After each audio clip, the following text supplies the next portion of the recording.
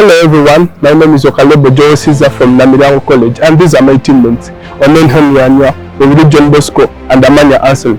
So today we are going to discuss a resolution. This house will solely blame the government for antimicrobial resistances and the health sector. Hello everyone, we are St. Lawrence, Crown City, St. Lawrence Academy Schools and Colleges, Crown City Campus.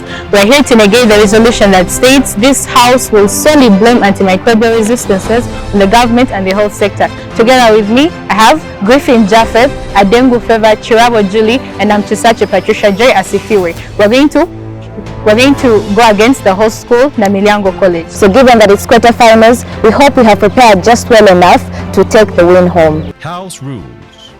Each speaker has 5 minutes. The first and last minutes are protected. The judge will ring a bell to signal the protected time. The bell will ring continuously after 5 minutes.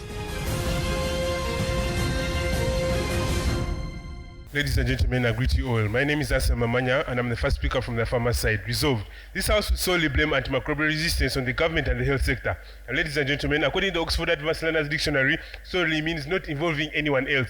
To blame is to place responsibility for a fault or error on someone. Now, according to the World Health Organization, ladies and gentlemen, antimicrobials are drugs that are used to treat infectious diseases caused by microorganisms such as bacteria, fungi, viruses, protozoans, and parasites. At the end of the day, these include antibiotics such as amoxicillin, include antivirals, antifungals, and even the antiparasitics. Ladies and gentlemen, antimicrobial resistance is the ability of microorganisms to resist and survive the effects of the drugs that I just told you about, the antimicrobials. Now, ladies and gentlemen, this can happen in humans, in animals, and even in plants. Now, still according to the World Health Organization, the main driver of the antimicrobial resistance is actually the misuse and overuse of drugs. Ladies and gentlemen, throughout today's debate, we have 3 stakeholders. The first stakeholder is actually the ruling body, which is the government, and these are the policymakers, of course. The second stakeholder is going to be the health sector. Now, the health sector includes all businesses that provide medical services, manufacture medical equipment, drugs, facilitate the provision of healthcare. It can be under the private or public sector, and then you have the general public. Throughout today's debate, as team are farmers, we're going to show you why we do actually put the blame on the 2 stakeholders, that's the government and the health sector, and leave out the 3rd stakeholder, which is the general public. We're going to set our parameters to Uganda, because antimicrobial resistance affects all countries, especially the low development countries such as Uganda. But in Uganda is a special case because it's actually the government that can be blamed for this problem. Our body is going to be the World Health Organization, which is the headliner in the fight against antimicrobial resistance throughout the world. But before I can show you why we do actually put the blame on the 2 stakeholders, allow me to show you the problem at hand. According to the Uganda National Academy of Sciences, in a study carried out and presented in 2015, as the country developed the National Action Plan against antimicrobial resistance, there was resistance in commonly used antimicrobials such as penicillin was greater than 80%. In the 2 case studies, that's tuberculosis and malaria. One, it starts from the National Tuberculosis Reference Laboratory in 2017, showed that there was 20% resistant to isoniazid, 5% resistance to rifampicin, and 20% resistance to streptomycin. These are the drugs that could actually be used to treat TB, but all the people had actually developed resistance to such drugs. Then the second case study is malaria. Ladies and gentlemen, according to the Malaria Journal, in 2006, Uganda abandoned the use of chloroquine. Now, after we had abandoned the use of chloroquine, we started using sulfadoxine pyrimethamine. After that, it was also abandoned and started using artemisinin-based treatments such as Coartem. Why? That's antimicrobial resistance that actually making the drugs inefficient. Now, still according to the Ministry of Health report in the annual health sector performance report of 2014 to 2015, antimicrobial resistance accounted for 18.4%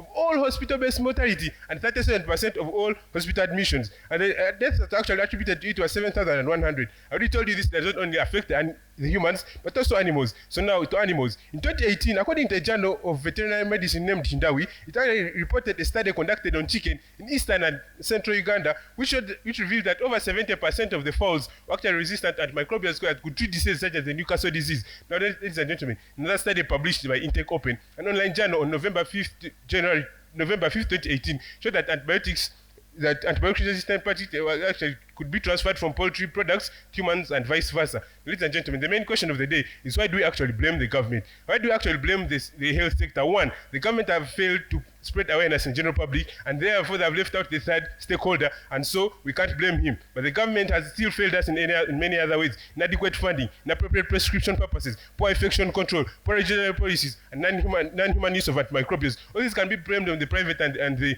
health sector, and not on the 3rd stakeholder, which is the general public. Ladies and gentlemen, what are the solutions at the end of the day? At the end of the day, if the government had actually cleared these flaws that I've just told you about, the government could have solved the problem. If the government had come out to spread awareness, if the government had come out to increase the funding to facilitate research, if the government had come out to efficiently provide medicines and vaccines, we talk about good quality medicines that are narrow spectrum, if the government had actually come out to monitor the drug supply chain using its agencies such as the National Drug Authority, if the government had actually come out effectively implementing digital policies, ladies and gentlemen, the government would have solved the problem at hand and would not have to be suffering from the problem at hand right now like in the status quo. But then, ladies and gentlemen, this is the same government that actually responded to COVID-19 and Ebola, and therefore we still blame them because they failed to combat the antimicrobial resistance. And with that, I beg to rest my case.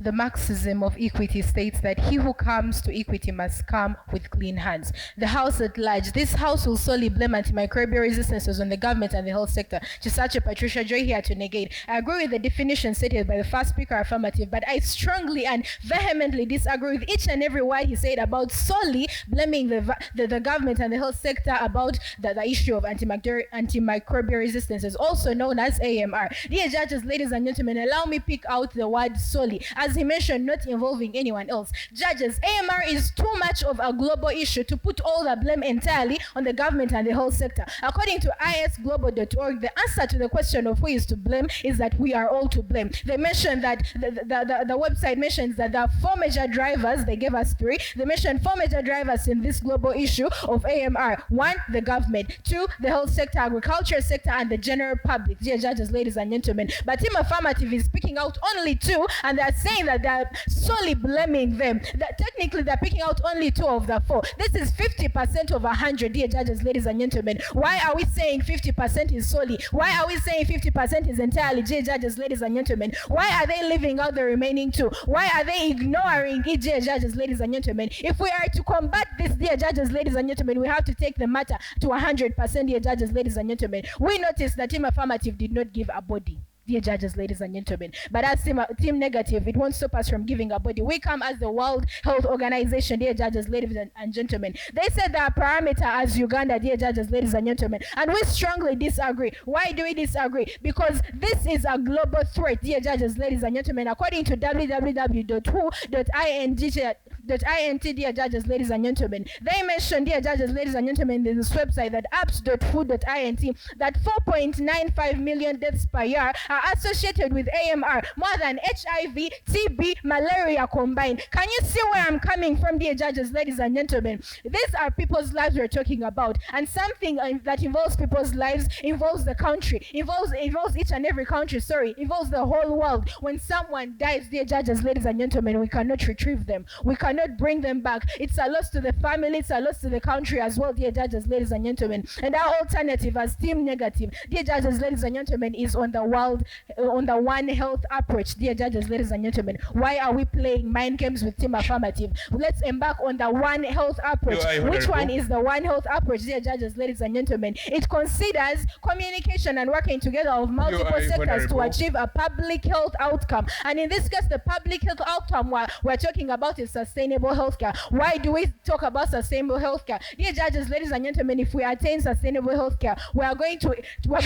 be having less consumption of antimicrobials, both in human beings and in animals and in plants. And this will limit our exposure to AMR, dear judges, ladies and gentlemen. So let's take up the World Health approach, dear judges, ladies and gentlemen. Instead of blaming each other, let us work together. Ladies and gentlemen, we saw this during COVID-19 pandemic. It really showed us that it's easier to work together than to be working on your own. Dear judges, ladies and gentlemen, in this we saw global togetherness. We saw countries coming together. We saw sectors in different countries in one accord, and we really saw how evident this came out, dear judges, ladies and gentlemen. And our work plan, we're going to embark on the One Health approach. We're going to bring different sectors to tell them on how it is good to collaborate together, dear judges, ladies and gentlemen, because together we stand and divided we fall. We're going to continue with what the government and the health sector have been doing to combat AMR, dear judges, ladies and gentlemen. We're going to also be having funding and construction of more microbe research plants, dear judges, ladies and gentlemen. We're going to put flesh on the bones of sensitization through the talk shows, campaigns,